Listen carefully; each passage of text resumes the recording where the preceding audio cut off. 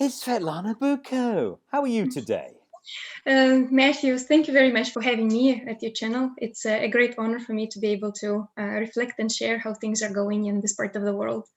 Well, to echo that, I think we said just before, there are two people who are the most amazing interculturalists in the world, Roberto Rufino and you, because I have film evidence that whatever question we throw at you, or Roberto, a brilliant answer comes back.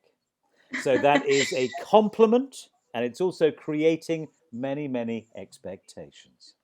That's very true. That's I'm a little scared, to be compared to the role model and to one of the most amazing people and researchers, Roberto Rufino. So Matthew, you make it very difficult for me. No expectations. Yes, an inspiration and a terror. It's all good. It's all good. So you must True. tell us about your tricultural situation. Where are you Mhm. living now? Do you want to give us a bit of Mhm. backstory? Absolutely. That's an amazing area in Europe. This is the tri-border region of Austria, Italy, and Slovenia.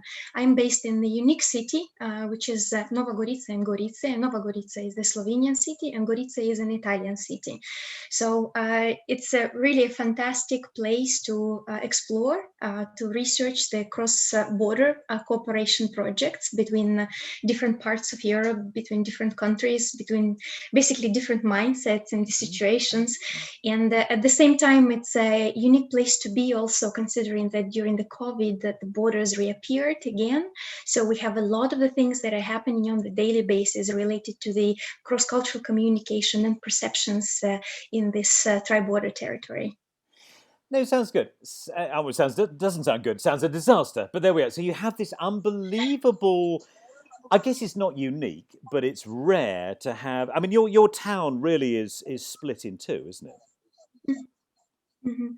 Well, there are basically two towns. The Yeah. old town, the Gorice, was quite a unique history, rooted back to the Austro-Hungarian Empire, now Italian city, and then the new city that was built by Tito on Yeah. the new border that was created. And so it's a socialistic city and very unique one too.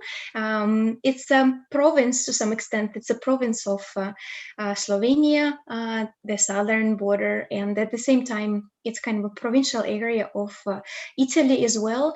But it is very unique because of these historical layers and historical backgrounds, with a lot of very interesting people and a lot of very interesting intercultural situations that are happening here as we speak.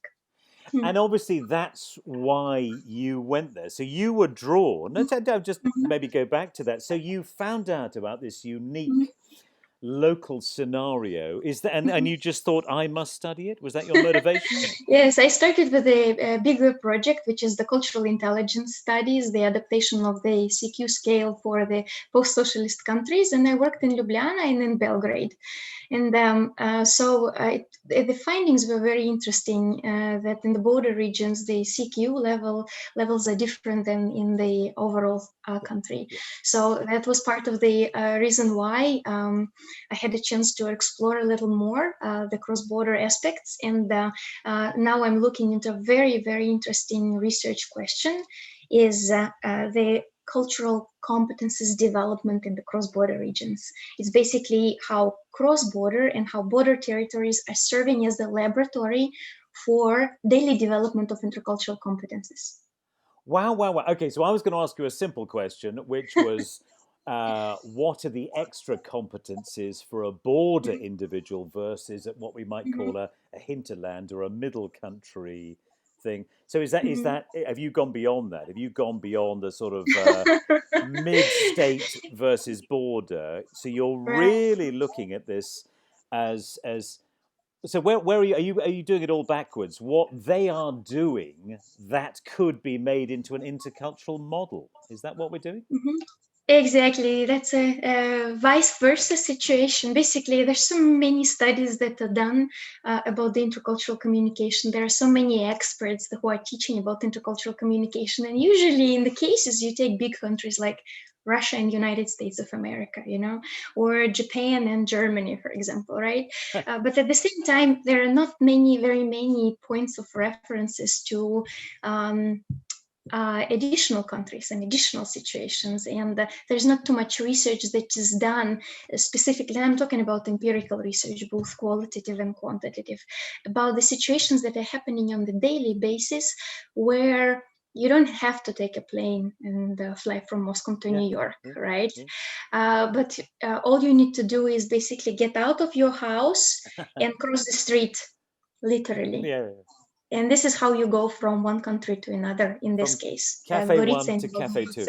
Yeah, have a coffee in Slovenia, and then basically cross the street, literally, or cross the square. There's one square that is divided by the border, and have a coffee on the Italian side. So the question about the competencies: how do you do that? Physically? How do you do that mentally? What are some of the competencies that you need to have in order to be able to exist in a place like this? The easiest one, of course, is the linguistic competency and the language. How are you going to order your coffee? Yeah, what coffee and how are you going to order it? So let's talk about that. And we had a bit of a hint before we started recording. Is there a difference in linguistic competence based on size of country or, and I'm going to be rude here, usefulness of language? Are there some differences between the subpopulations? Right, this is a very good question, Matthew. It's also, when you think about the size of the country, let me just describe a little bit the situation in Slovenia. It's a relatively small country, the population of 2 million people. And there have been quite a few European-wide research about the abilities of people and about how many languages do people speak in the country. So for me personally, it was a fascinating experience living and working in Slovenia, because Slovenians, as a small country, they have very good educational systems where people really learn the language through the elementary school, middle school, high school, and the university. So when I was living in Ljubljana, when I just moved, everybody spoke English to me.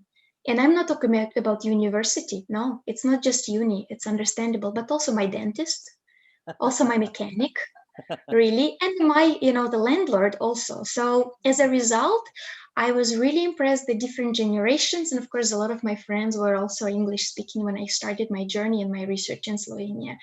And on top of this, of course, in the border regions, the majority speak Italian, or if we talk about the border with Austria, majority speak German.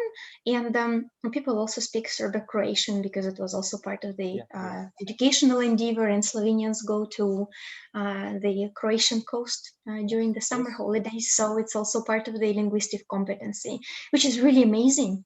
And from scratch, you get a person who would speak, 5 languages without even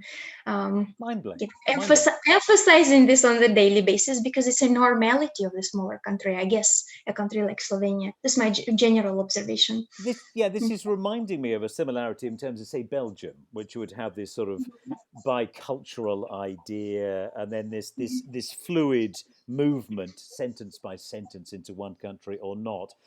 Let's look for other comers there. So you have this idea of sometimes when you've got the three languages equally poised, that we flip into the fourth of English as a facilitator language. By the way, English taught us as a school. Was that after 89-91? I guess it was, or after even the civil dispute. Not that Slovenia was particularly involved in that. Yeah, it's introduced, and the curriculum is very clear. Students are learning from the very beginning, and so by the end, it's a matter of fact that majority of the youngsters, they also are exposed to the not dubbed, but the television, which is not in Slovenian language, which are the international programs, original with subtitles. Fantastic. So as a result, the pronunciation is very good too. When they're here in the border region, it's a very different, because here Italian language is the second international language, basically, and language of commerce and language of sales. Right. So as a matter of fact, without knowing Italian, it's difficult to operate, because in this cross-border situation, it's also expected that anybody who is working here in the area would definitely speak Slovene, of course, would speak English, of course, would speak Italian. Correct? Yeah. So from scratch, these expectations about the linguistic competency is considered to be normality.